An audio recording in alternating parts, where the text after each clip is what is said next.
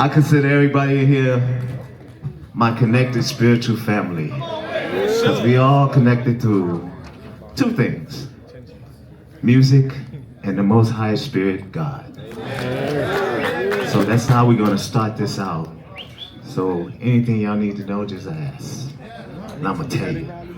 Because this wasn't meant for us to keep to ourselves. It's meant for us to pass it on, because that's our legacy. Each and every one of you have a legacy here. So let's get it started.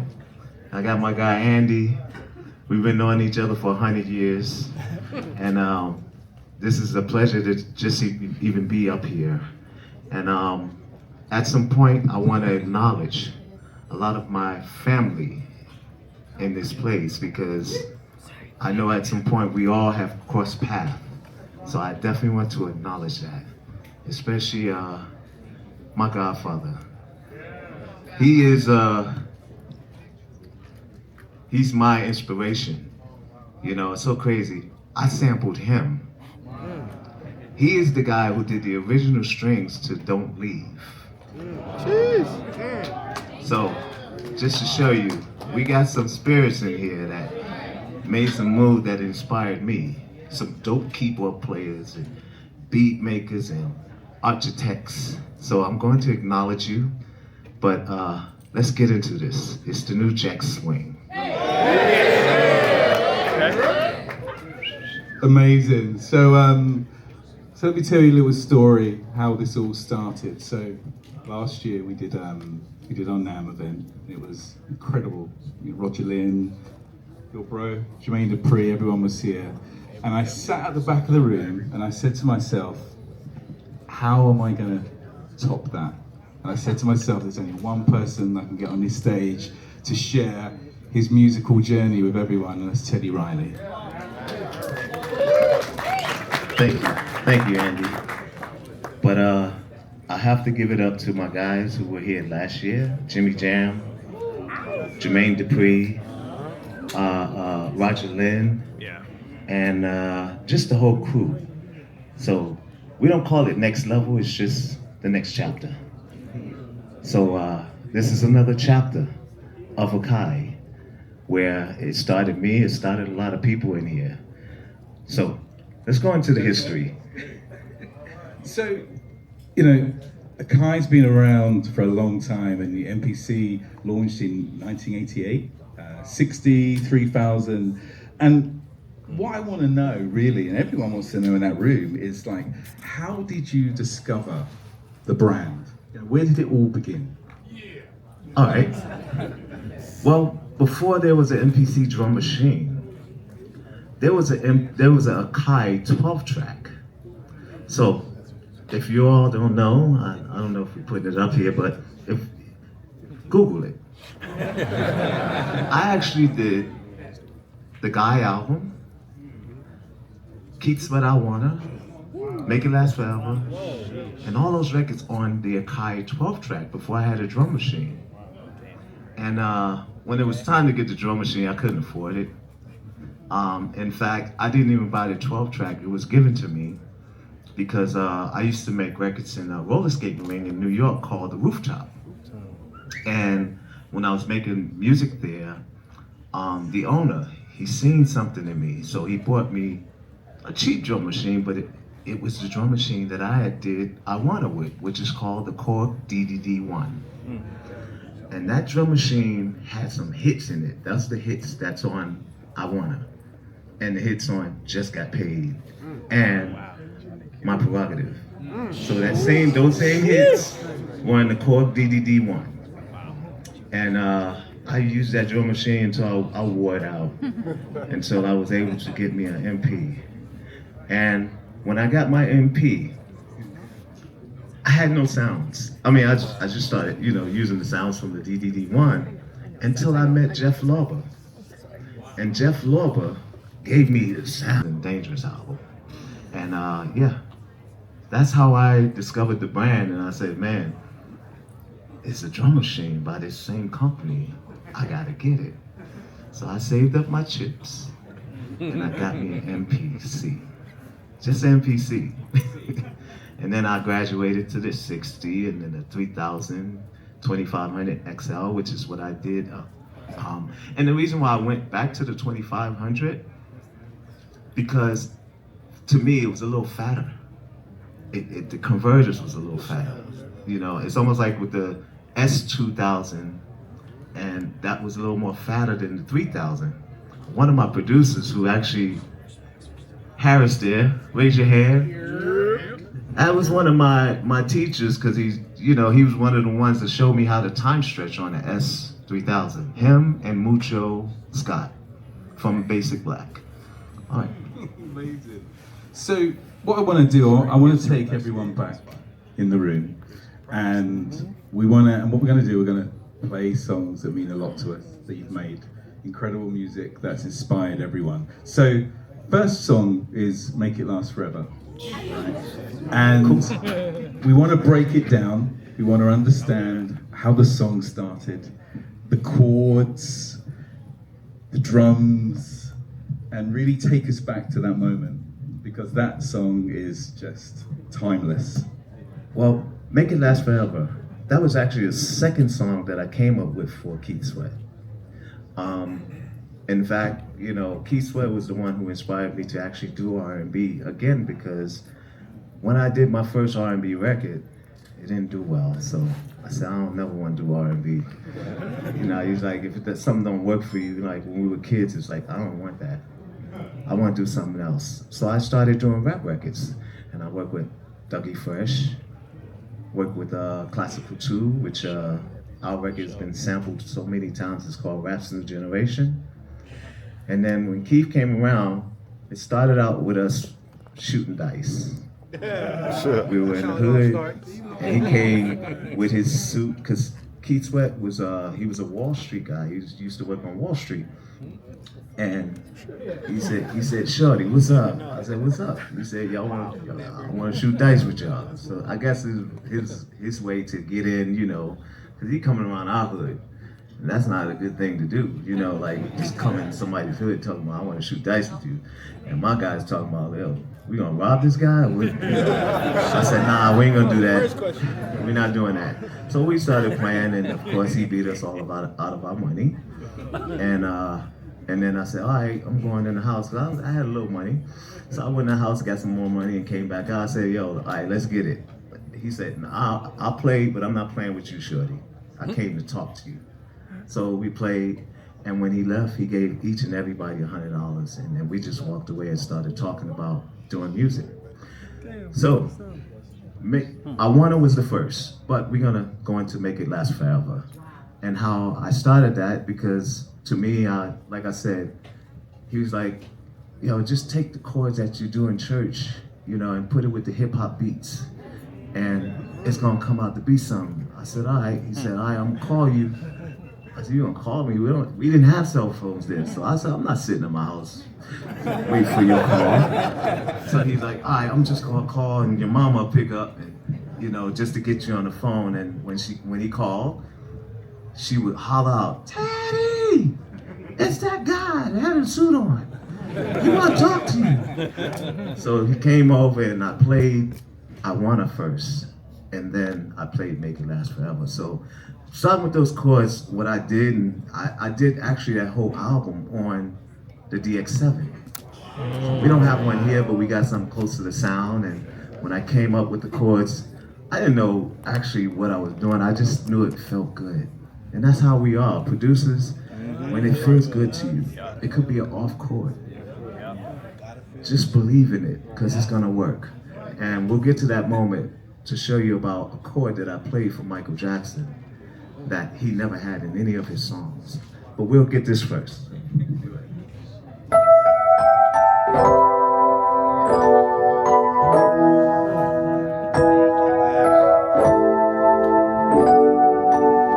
then we went to the...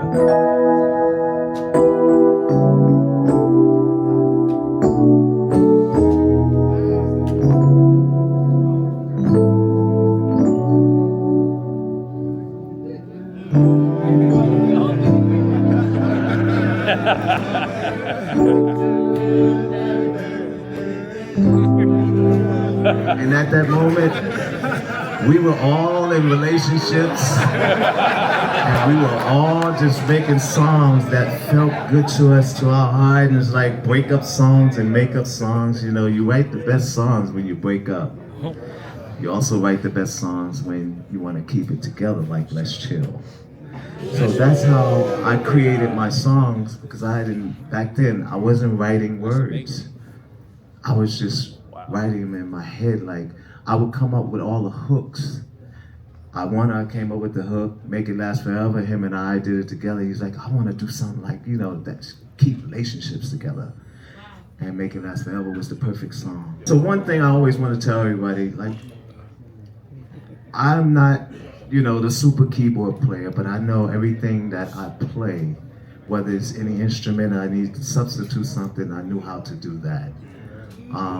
Back then, I started as a beat maker because I didn't have to play a lot of chords doing rap music. But I knew I had to learn the fundamentals, and I knew I had to grow into, you know, do real music. I had to grow with it. And I had some real guys who came and taught me a lot, like Greg McFarlane and Alan George, Kashif, M2 May, and some of the greats who took me under their wings. Royal Bayad is the guy who took me to every studio, and I sat in sessions when Kool and the Gang was making Celebration. And Ladies Night Knows, I sat in those sessions, and I was the little boy that go to the store, get you some tea, just to learn all of those knobs over there and learn about how to record music, because back then, they didn't really use the drum machine. It was the physical drummer. So that's where I came from. I came from the 24 track that looks like the washing machine. I came from all that, you know, so let's go on. And I suppose this was an 808 on this. Yes, this is 808. So just also, Make It Last Forever, it's a trap song. Yeah. Just saying, it's one of the early trap songs before a lot of the trappers were born. Because it's an 808, and we let the 808 is boom, boom, boom. And then they're doing that today, but it's been out. You got Loose Ends, you got Jazzy, you know, Soul to Soul, Jimmy Jam and Terry Lewis. So we were the first trappers, but right. Oh, amazing. So one question before we move on to the next song is, how did it make you feel when Mariah Carey and Joe covered that song? You know, when you heard their version of it. It feels great. You know, it always feels great when you have people like Mariah Carey and anybody who can cover the song and just give it the justice. You know, it keeps it alive, and that's what we have. We have music that is classics. That's why I always say, when you believe in something, just go with it. It's your plan, and it's what you believe in.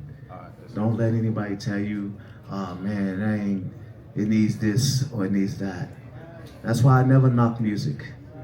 You know, sometimes they'll say, you know, what's the thing with music today? Music today is still music. It has rhythm, right? Anything with rhythm is music. So that's how it is, you know. So I want to give a round of applause for Make It Last Forever, a classic song in our time. So the next song we're going to talk about is Guy.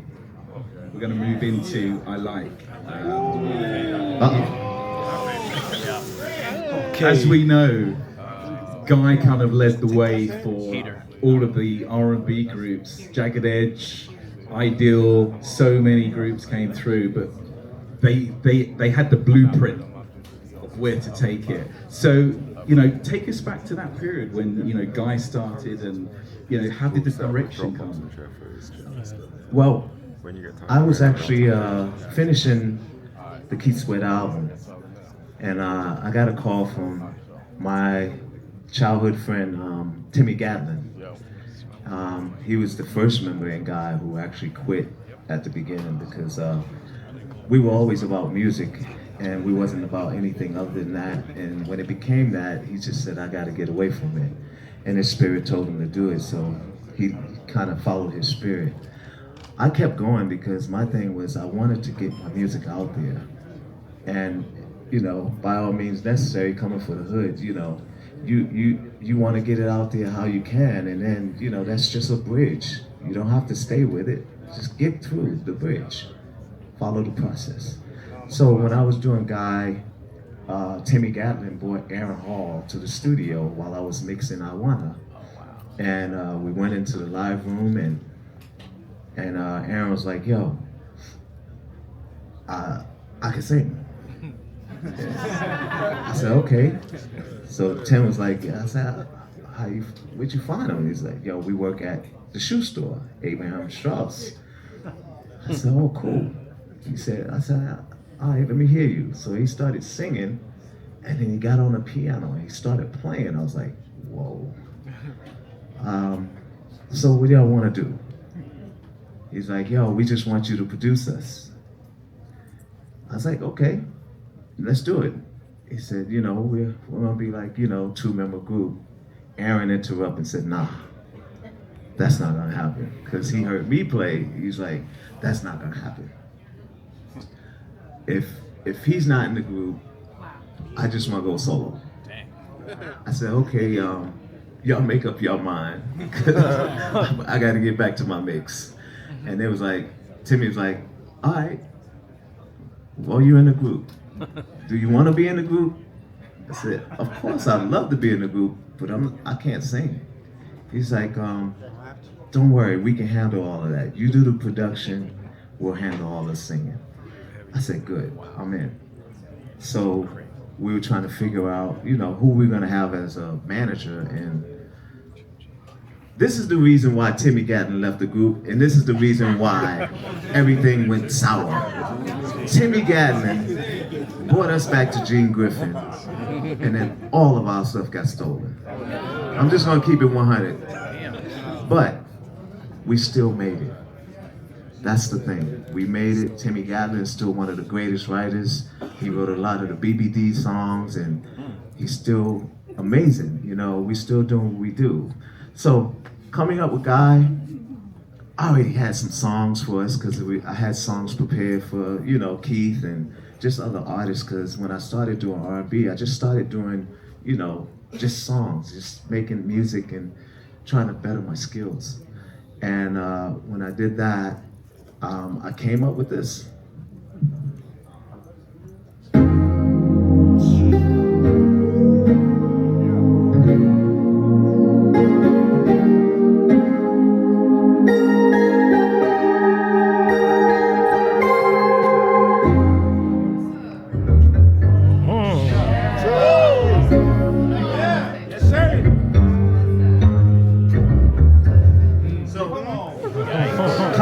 Coming up with that, I said, wow.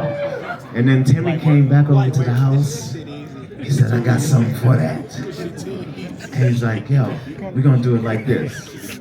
My dreams are now reality. Each and every time you are here with me. And then Aaron sung it. And when Aaron sung it, my dreams, I was like, whoa. This is the Charlie, this is the Stevie, this is the everything in his chord. I said, we're gonna make a lot of records. So Aaron wound up spending the night over my house, staying for weeks and weeks. I am the first person to buy Aaron Hall a pair of Air Jordans. Because he used to wear them church shoes to my house. I'd be like, yo, you can't wear it. He used to play basketball in it.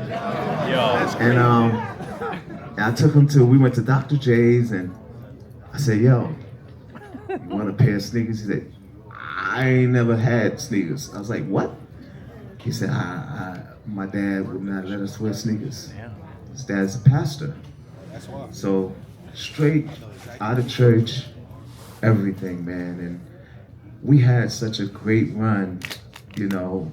Was just, when you believe in something, you just keep nailing it. Do it again, and if you get a hit with that one, make something else like it. It will resonate your sound. And the one thing I learned and you all should do it yourselves. Name your music. Call it something. It becomes your genre.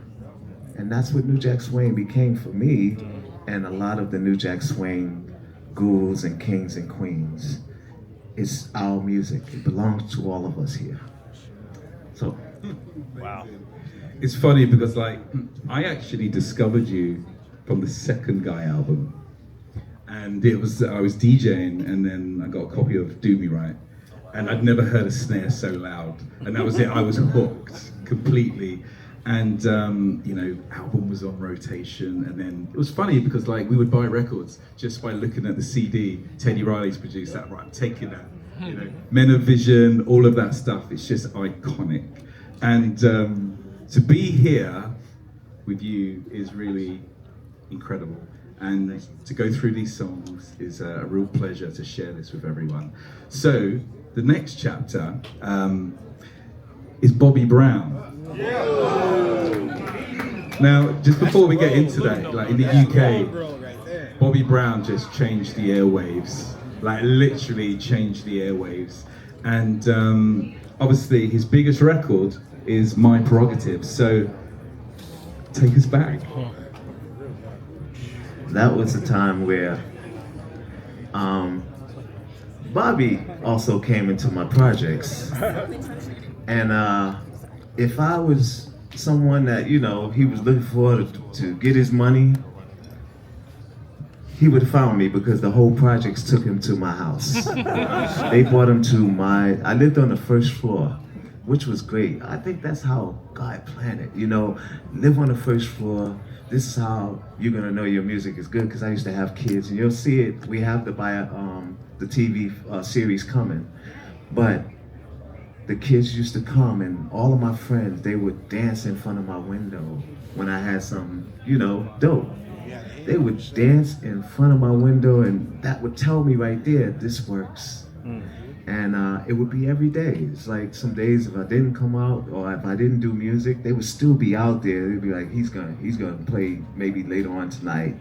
But when Bobby came, this was the time he left New Edition, because they was, pretty much putting him out there saying, he's doing substances and all of that stuff.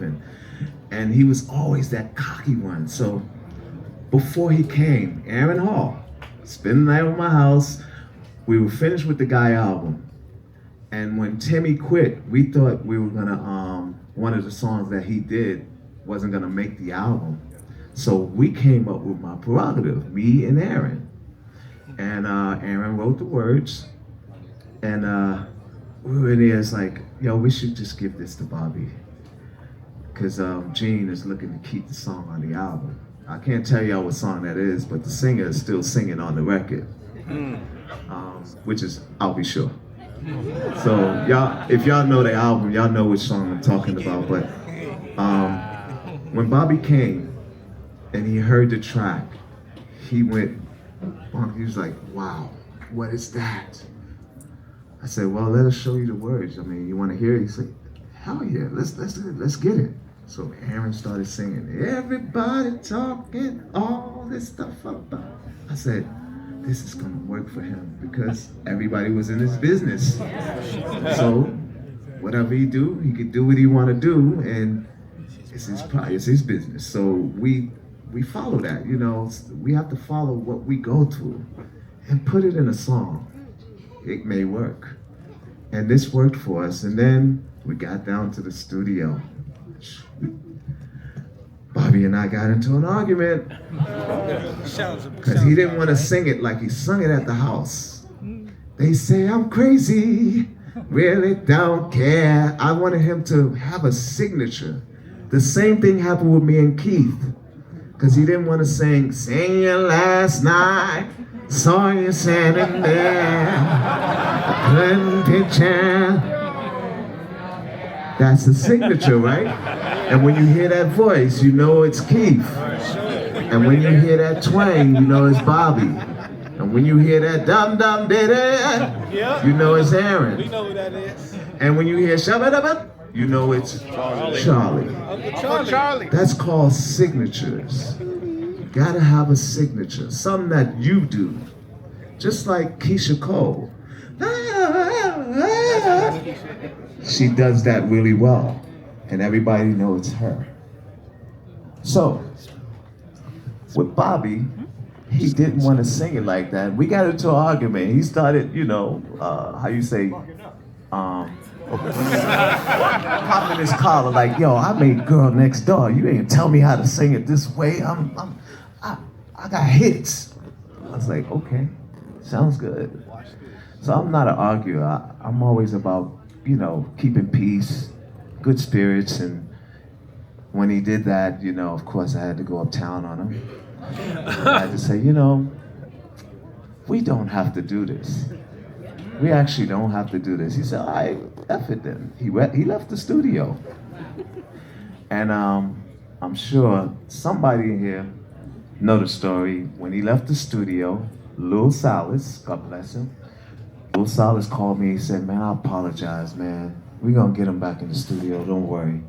They gave him a call and told him, if you don't get your behind back in the studio, we're going to can your album, because you ain't got no hit. This boy here, you want this record, you got the Babyface records, but you need that hard record. You need that record. Get back in that studio. He came back to the studio. And of course, as kids, y'all know, we always want to have the last word. So he's like, yo, I'm going to try this your way.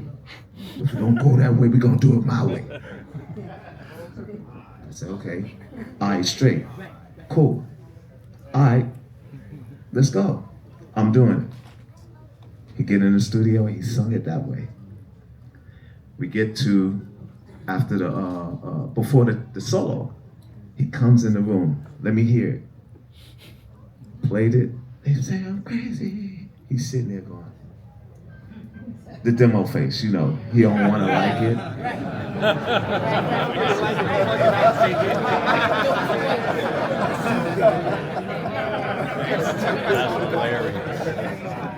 We get to the second verse at the end. He's like, all right, let's go back in the room. He went back in the room. I didn't have my name in the song. I had my name in the song twice. Yo, Teddy, kick it like this. That's how I know he's my friend. And we became best friends after that. He's my brother for life. Bobby Brown is one of the greatest people, and I'm always backing him, no matter what he go through. That's my brother. And obviously the third album you did, so you can play that game. Yeah. Well, it's just fun working with him, and after I worked with Michael, which we'll get there, but after I worked with Michael, Whitney and Bobby was sitting in Virginia until I got back. So everybody thought Whitney and Bobby was moving to Virginia Beach, because they were always there, they hung out, they went to the restaurants and everything, and people were like, yo, they would call me, yo, Bobby Brown, they moving here. I was like, no, they waiting for me to get there. So when I got there, we just got started and we worked on his third album. So yeah, which was a great experience because I really got to know him even more, and know the things that he went through. And I kind of tried to talk him out of the marriage, but it didn't work. He went ahead with it, and but he's still successful today, and I'm so happy for him. So let's take a listen to My Prerogative. I really don't care, that's my prerogative. They say I'm nasty, but I don't give a damn. Because it's how I live. Now somebody out there going, yeah, yeah, yeah.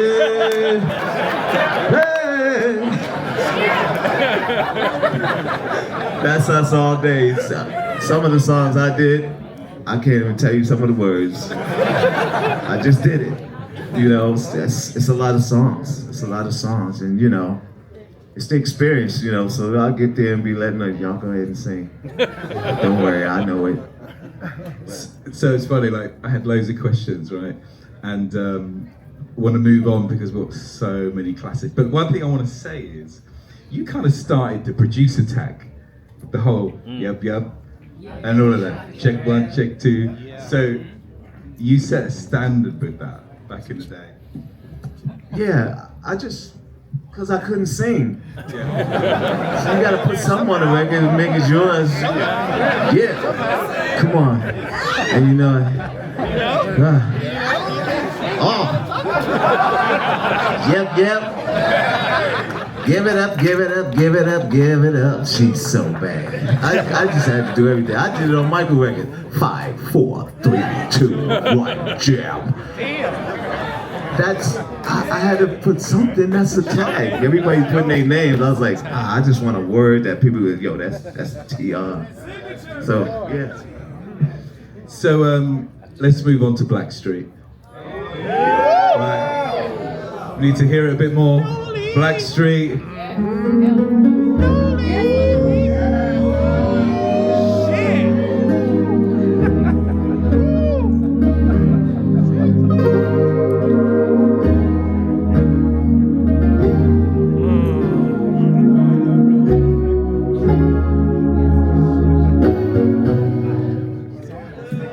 That song was about my mother of my 4 children and my mom.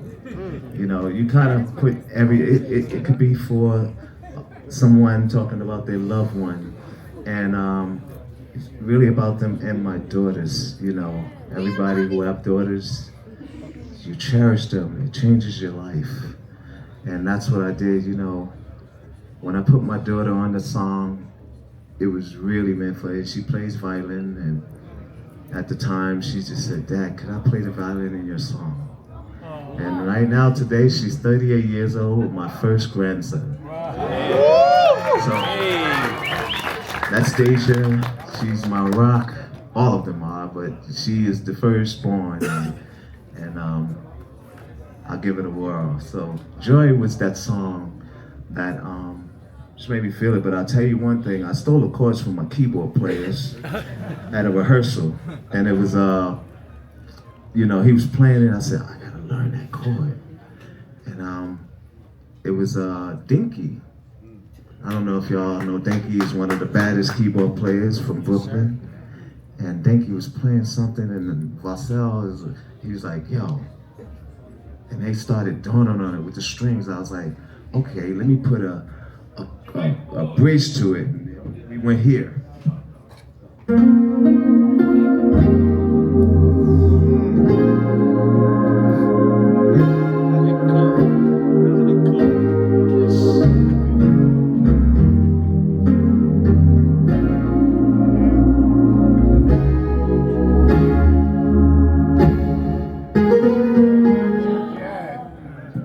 And also, y'all did not know, I did that song for Michael first. Wow. That was a Michael Jackson song. Wow. And that was actually the second demo that I played for Michael, just a track. And he was just like, this is so amazing. And the reason why he didn't keep it on the album, because at that time, he wasn't really in love with anyone. I said, Michael, this song could be about your mom, it could be, yeah. And he said, yeah, I love it so much, but I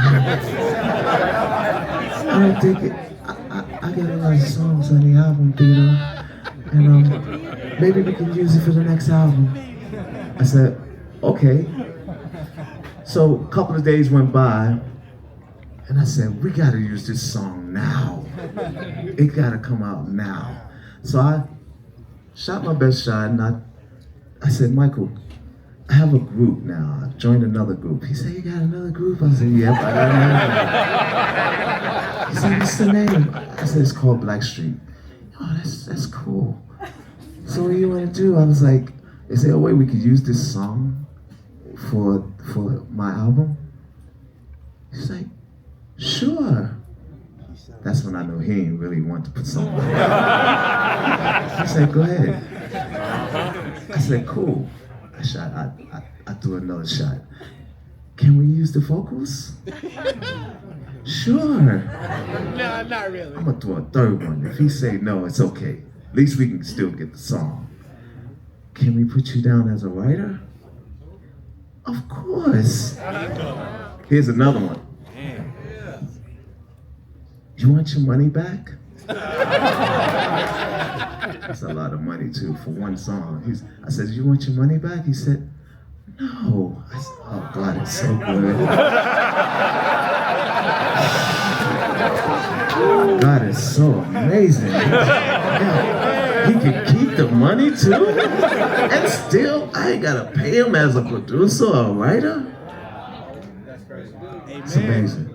That's when you know you got good people. Because Michael has always been good. It's like the closest thing to God's assistance is Michael Jackson. So, Does everyone want to hear Joy? Yeah? Man, we have to move on. We got so much other stuff to cover. We could be all day. So, we're going to move to Dangerous, the Michael Jackson period. So, we'll get to song 5. This really needs no introduction, you know. I'm going to let you speak. Well, some of my songs are named the same. I got Teddy's Jam. For sure, that's my shit. 1, 2, 3, 4. And then I did Jam with Michael. And it's so crazy that I did not name Jam, Michael Jackson's Jam. I didn't name that song. He named it. In fact, this is gonna blow y'all away. We actually did Jam on the XL. Michael had his own SL. And Michael came, he had it set up in his room, because we worked in Larrabee Studios in LA. And he had it set up in his room, I had it set up in my room, and it set up in the 3 studios that we booked out. And he brought me in the room and he said, you know, I have this track and I think it needs something. And when he played the track, it started like this. It went into, he programmed the drums. I just kind of put the right drums in, but he had it like, it didn't have all the hits and all the, it's my, I was influenced by my godfather. All of those songs, all of that stuff, he did that. Earth, Wind, and Fire, y'all. Earth, Wind, and Fire. He's the guy that did the strings and horns for Boogie Wonderland and a lot of the Earth, Wind, and Fire records. I just want y'all to know. He's the guy. And still doing it right now at 80, y'all. Still doing it. So, that was my inspiration. I said, I want to take everybody to Earth, Wind, and Fire and just jam. Like, it's got to be that record that makes people go, wow. You know, excited when you dance into that song, you really dancing, because if not, the song is going to dance for you. For sure. So, it's a song to make you move. And that's my story about jam. And I don't want to talk too much about it because we're going to perform it. Yeah. We're going to perform it. If it doesn't sound like the record to y'all let me know after the show. But we're going to have a good time in a few minutes. So you had like 7 cuts on Dangerous, including the title track. So why don't we jump to Dangerous? And let's hear it in its entirety. But I got to tell y'all about Dangerous. Now, Dangerous, I want to tell y'all, if my engineer's in here who actually mixed Dangerous, that's John Marie. If y'all know John Marie, he's the guy that helped me really bring the vision and the sound of Michael Jackson, Dangerous album out. When we did Dangerous, that was one of the songs that stuck out from all of them, because Michael sent me and John back home to mix Remember the Time, do the remix, because he wanted the sound of my studio. And we went back to do the remix and do all the stuff he wanted us to do, which gave me a little break to get home and see my family. But when we went back there, we only had a little bit of time because Michael called us like 12 hours after getting there and said, y'all gotta come back. I said, why, what happened? He said, oh man, Sony put the doggone commercial on the TV with me, him walking through the fire and everything, black and white. They put it on TV and told him, you got 12 days to mix this album and master it. So we only had 12 days to mix, I'd say 30 songs. 2 songs a day. And he said, well, continue mixing there, but you guys got to get back tomorrow. And we only had that much time. And John Marie had called me because I had went home, changed clothes, showered, you know, wanted to see my kids. And he called me out of the blue and said, T, you got to come back. I made a mistake. You may fire me for this. And I said, come on, man, stop talking like that. So he said, man, I made a mistake and I know we got to leave in about 5 hours. I recorded Dangerous without the Dolby SRs on. So, you know, without Dolby SRs on, you're going to get a hiss, like, through the whole track. So when I got there, I said, so what we going to do? He said, I can record it over, but I got to reline the tape. If y'all, that takes about an hour. Just relining 24 channels. So, and long behold, it was 48, but we only had to do the 24 and mimic that to the second machine. And that would take a long time. So he said, I think I got a solution. So anybody, by the raise of your hand, had a cassette deck before? Okay, so you guys know about Dolby A, B, and C. So that's what the Dolby SRs are on a machine. They give you a big machine about that wide. It's a rack and it has 48 channels. We had the 48 channels in my studio. And he said, I got a solution. Let's click them on. So they put it in Dolby C. And this is what we got out of it. If you hear the drums, it feels like it's suction. It's like, and what that did, it got us a Recording Academy Award. Thank you, John Marie, for that. That was the best mistake you've ever made. It was. I'm telling y'all, this. You can make mistakes and it will work. Just try it. Don't force it, but try it. Sometimes when you're making your beats, take it off of quantization. Be off sometimes. Talk to him. Because we all are, whether you know it or not. Your left foot is bigger than your right foot. No, seriously, y'all never thought, y'all never knew that? Your left foot is literally bigger than your right foot. God didn't make us to be perfect, like your left foot, same size, your eye is bigger than the other eye. It's real, y'all. So understand, it's reality. You all can be off. Let's be off sometime.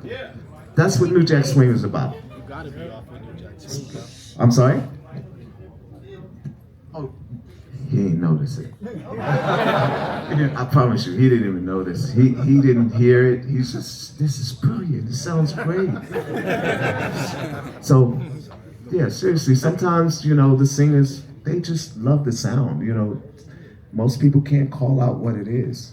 Just like on Remember the Time, we go into that? Yeah, let's go into that. So on Remember the Time, you know, Michael Jackson, you know, when I played the demo, and he, I'll tell y'all what he did. I'm gonna demonstrate what he did. When he heard it, we was all sitting down. I thought he didn't like it. Because he just stopped in the middle. He said, stop, stop, stop. Can I talk to you in my office? I said, whoa, I think I'm going home. I think he gonna send me home. So we in his office and I sat there and he's like, so I got a question to ask you. I said, okay. He said, what is that first chord? The first chord that you're playing, what is that chord? I said, I don't know. He said, I'm not trying to test you or anything, but that chord is just different. I said, well, it's from church. He said, I figured because that chord has never been played in any of the songs I've done in my life. I've never heard that chord. I said, okay. I said, you want me to change it? He said, no. It's good. It's good. Next thing you know, we stopped talking about that because he loved it so much. He's like, let's write something. You know how kids be like, come on, just go play with my toys. He's like, let's write something right now, right here. I said, okay. What you want to do? He said, I got this idea. He started beatboxing. He said, I want to do something like this.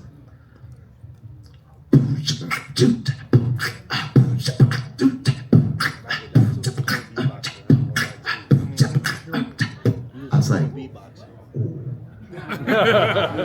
this is gonna be dope.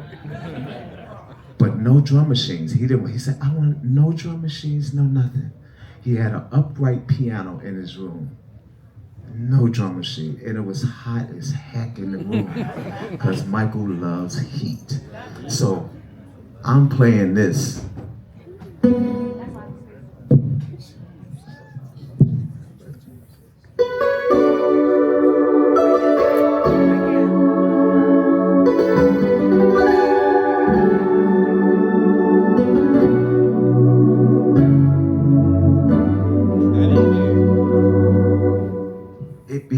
Keep it in the closet.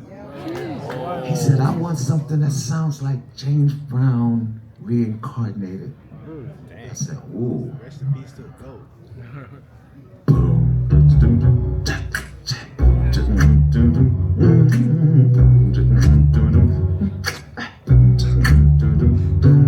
What that sound like? James Brown, right? Big payback. But here's what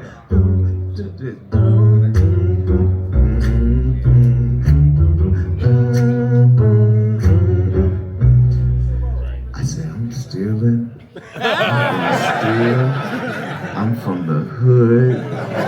We steal sometimes. The Annihilators, the Coconut Long Boys, the Twizzlers, and we steal everything if it's candy. And that was candy. All James Brown hits and everything was candy to us. As Jazzy Jeff, as Molly Mall, and all Pete Rock, all of my brothers. Ask Eddie F. Where you at, Eddie? Eddie F is in the house, my partner. So we did the Heavy D album together. He's the architect of the Heavy D album, and I just came in and just threw my little James Browns, you know. I had my things on a little sampler, and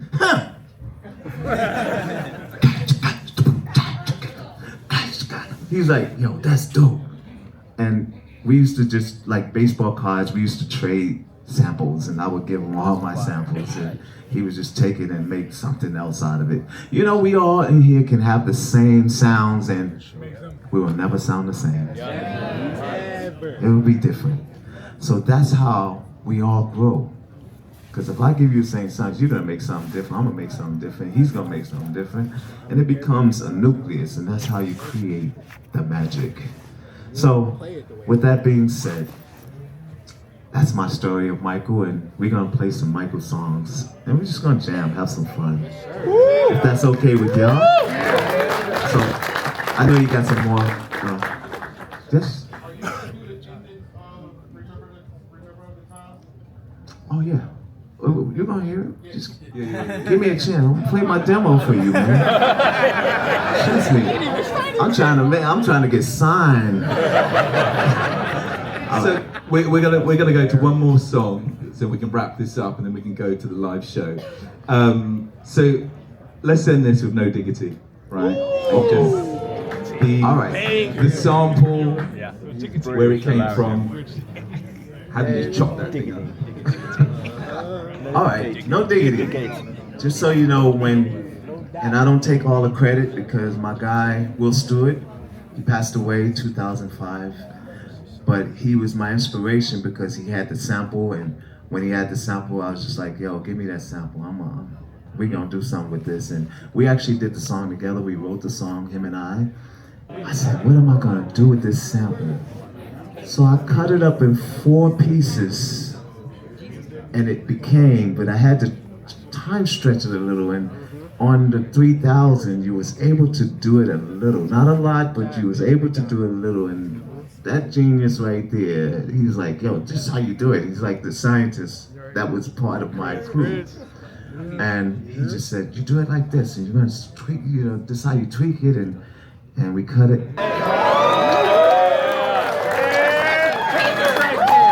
You ain't gonna be no beat maker no more. B. Howard's in the house. It's my, huh?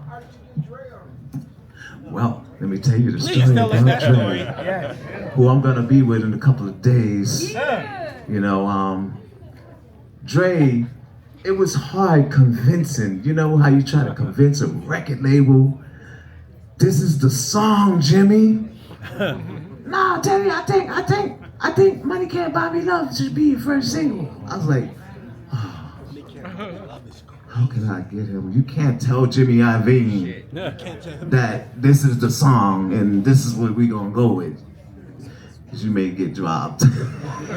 You're like, you can't talk to me like that. No, we stop. But Jimmy, my friend, my big brother, it took him to hear from Dr. Dre and Heavy D, who came in his office. He said, man, listen to this song. Teddy Riley just brought me this song. He played the song.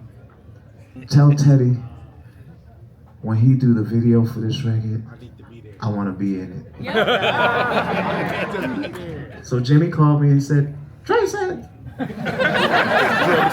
when you do the video to this record, he wants to be in it. I said, you tell Dre, give me 16 bars and we can do this thing together. In 24 hours, I had 16 bars. In fact, the engineer who engineered that and was my old engineer, my old tech, Keston. Keston engineered it, and you hear like the reverse reverbs. It's going down. Yep. That's Keston. I had some dope engineers, man. I had some real dope engineers. They were like doing tricks and stuff, and I would steal the tricks. But when Keston did that, and they sent it to me over the ISDN line. Y'all know what that is? And that's when we didn't have internet. And he sent it over the ISDS line. I put that thing in a song, and it was just like, wow. Keston part, I said, Keston, I don't know how to do this. This reverb thing, can we keep what you're doing? We'll give you the credit. And he said, man, come on, man, keep the thing, put the thing up. We kept it, everything went together. We already had Queen Pen on there because she was the only rapper. We put Dre in the front, and there it is. No Diggity. No doubt. First single, y'all. That's how it takes us to, when Dre told Jimmy, this is the record. And then Heavy D told Jimmy, yo, Teddy is breaking the rules with the record. You need to put that out before somebody else do. And lo and behold, somebody else tried to. And it was Suge with Tupac. Toss It Up. Y'all remember that? That happened because, Suge is my brother still, and we all are friends at the end of the day, but at that point, Suge wanted me to join Death Row because that's when him and Dre broke up. So he was trying to get me over there. I was like, I didn't even know that. I was like, dang, I'm getting 16 bars from Dre. How Suge feel about this? I didn't know that they were not together. Because before we wanted Snoop Dogg on I Like the Way You Work. And I think Suge sent a message like, yo, just give us $100,000. I was like,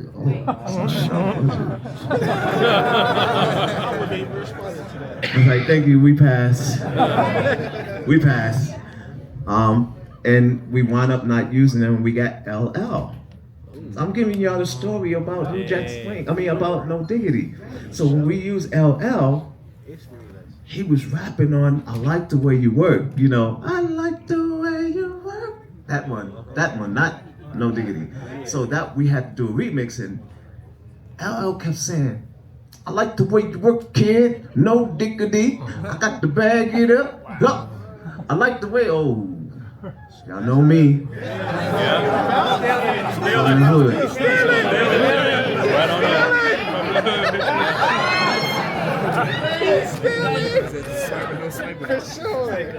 So it inspired me, and I put it in music. I like the way you work, kid. No diggity. I got to bag it up. See, that becomes a song. Anything somebody can say, whisper is like,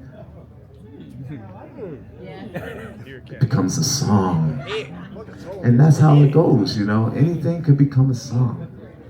So that's my story about No Diggity, and that's my story. Amazing. So I just want to end it on one thing that Teddy is just renowned for, and it really started my whole career of just idolizing everything he did. I remember I was driving home. We was working on the Invincible album, and Rodney said, "Yo, I got this track I need you on." I was like, "Okay, send it to me." He gave me the track, I took it on the bus. We had all the studios booked out, and he said, "Yo, just do what you do." I was like, "Okay." Did what I did, and there you have it. But this one thing, I think this is gonna be the last thing, because I really want to get to performing, so that we can have a good time. So this record right here, when I got the call from Bishop Warren Campbell to do this, it was like, I'm down. War Group. I was like, wow. I've been a fan before working on this record. I was like, you should have never asked. Wake this song up. And I got it back to Campbell. I said, you know, this is a 3 a.m. mix, so don't judge me. In my email, I said, don't judge me. He said, bro, this is out of here. I can't wait. So he started doing the whole tag thing. Teddy Riley! RJ! Warren Campbell! Yo, it was like going back to New Jack Swing in the beginning and doing this gospel song. It just gave me a whole new chapter. And then I started working back with Hezekiah and my nephew, Travis Malloy. Yo, I can't wait for y'all to hear what's coming. I can't wait. So, You ready for the live show? yeah. So we're gonna take a little time, right? They're gonna set me up. We want to honor you, man. Like, you This are is the honor. timeline, man. You are the timeline of our lives. Sitting on this stage, for me personally, I have idolized you. If it wasn't for you, I would not be here today. Oh, wow. Working Akai, taking this to a whole new level. I really appreciate your music, everything you've done, and just you've inspired everyone. Thank you, man. Thank you all. Thank you all.